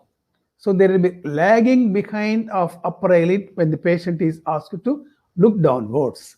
This is called lid lag sign. Spasm of upper eyelid due to sympathetic overactivity. This is observed by asking the patient to look downwards. So when the patient is asked to look downwards, what will happen? Normally, upper part of the cornea is covered by upper eyelid. But when the patient is asked to look downward, you will see the whole cornea. Why? Because the upper eyelid is not closing completely. Then second sign is called the lid retraction. So if the spasm is more, then upper eyelid is pulled upwards. So there will be widening of the palpebral fissure. The palpebral fissure becomes widened. Normally, you don't see the whole cornea. Upper part of the cornea is closed by the upper eyelid normally. But when there is spasm of the upper eyelid, so the whole cornea along with sclera above the cornea is seen. So this is called lid retraction. There is mild exophthalmos. Then moderate exophthalmos. What is moderate exophthalmos? There is deposition of myxomatous substance in the retrobulbar tissues and in the periocular muscles. So what are the features? So there is proptosis, deposition of retrobulbar fat, myxomatous tissue, and fluid with round cell infiltration. So this proptosis can be measured by exophthalmometer. Then Geoffroy's sign. Due to protruding eyeball, there will be lack of wrinkling of forehead and looking upwards. Normally, when you look upwards, the forehead will be wrinkled. But if there is proptosis, because eyeball is protruding outwards, so when the patient looks upwards, because the eyebrow will not come in the way, so there is no grooves or wrinklings of the forehead. Why normally there is wrinkling of the forehead? Whenever a patient looks upwards, the eyebrow comes in the way. That is why reflexively the body or the cortex of the brain make this forehead lifted up, so that the eyebrow will be lifted up. So if the lifted up means the gaze will become clear, upwards gaze will become clear. But when there is proptosis, there is no need for the forehead muscles to contract. So there is no wrinkling.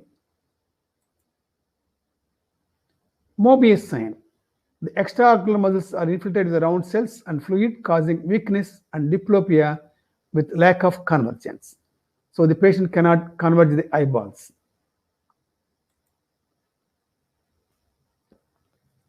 So this is method of examining for the proptosis. What you must do is you must stand behind the patient, tilt the head of the patient to 45 degrees, then look at the forehead. So in this plane. So if you look at the forehead in this plane, normally the eyeballs won't be seen. But if the eyeballs are seen, means there is proptosis. So this is no other than the great Hamilton Bailey, who is demonstrating this particular sign to demonstrate the proptosis. You can see here, this is a photograph of a woman who is having proptosis of the right eye. The left eye is not having proptosis. This is normal. So when you look like this, normal eye will be seen like this. But if there is proptosis, you can see bulging of this eyeball forwards. So this is the method of evaluating the proptosis.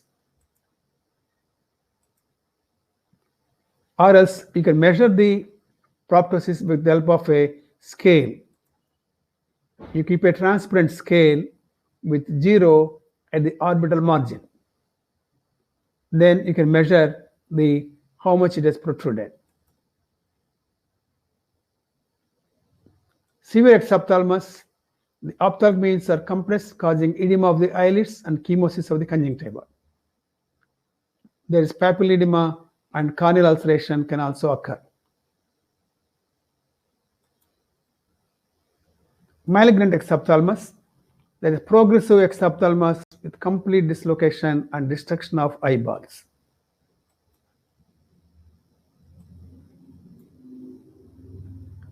Differential diagnosis of exophthalmos, you have to differentiate it from proptosis due to erythrobulbar mass.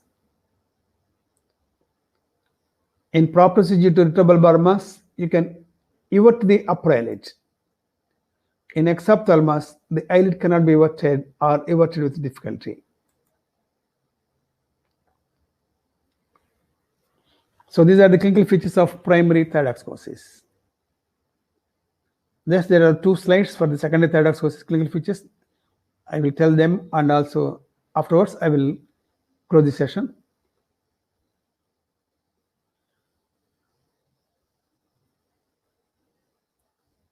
So in secondary thyroiditis, there will be preceding history of nodular goiter of few years duration.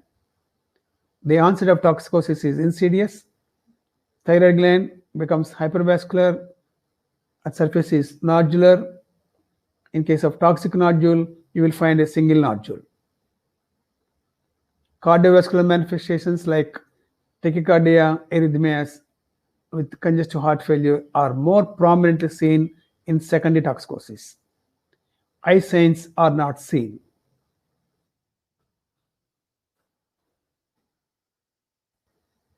Four cardinal features of primary thyroiditis are goiter with bruit, tremors, tachycardia, and exophthalmos. So, when a thyroid case is given for you as a short case, you are given only 5 minutes time. In the 5 minutes time, you must make a diagnosis. So, to inquire about all the symptoms and signs of toxicosis, it takes at least 10 minutes for you. So, in history itself, you will consume 10 minutes. So, what you should do is this thyroid having primary features of toxicosis or not? For that, you just see for this floor. Look for goiter with bruit, tremors, tachycardia, exophthalmos. If any one of these is present, means it is a case of toxicosis. Then you go for detailed history taking and detailed examination for toxic signs. If none of them are present, means it is not toxicosis. It may be simple goiter, it may be neoplastic goiter, it may be autoimmune thyroiditis, or it may be miscellaneous thyroiditis. So like that you have to go. Of course, I will take one separate class for you on examination of thyroid disease to the last.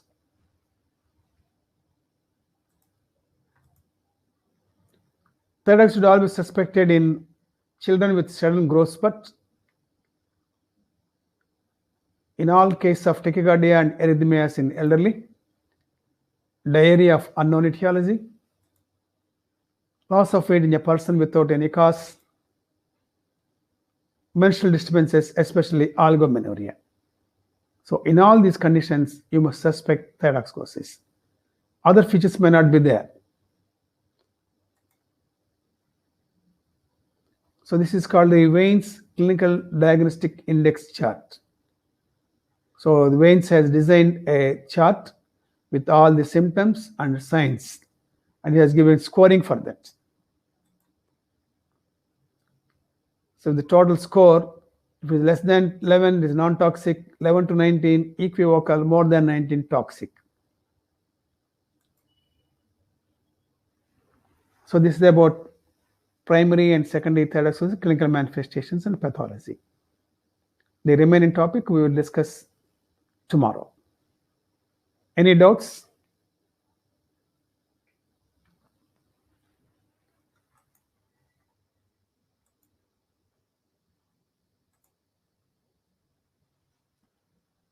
Do you have any doubts? If you have no doubts, I will close this session. But anyway, today evening, you please read thyroiditis in your medicine textbook, exophthalmos in your ophthalmology textbook. You will definitely get a lot of doubts. You can ask me tomorrow. I will clear those doubts. Okay? Wish you all good night. Okay, there is one doubt.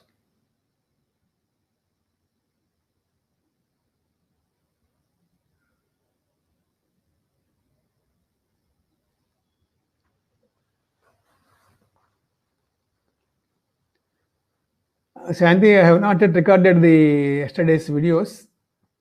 So once I record them, they are not yet ready. I will try to send you. Did you get the previous videos? I sent you a link. Okay.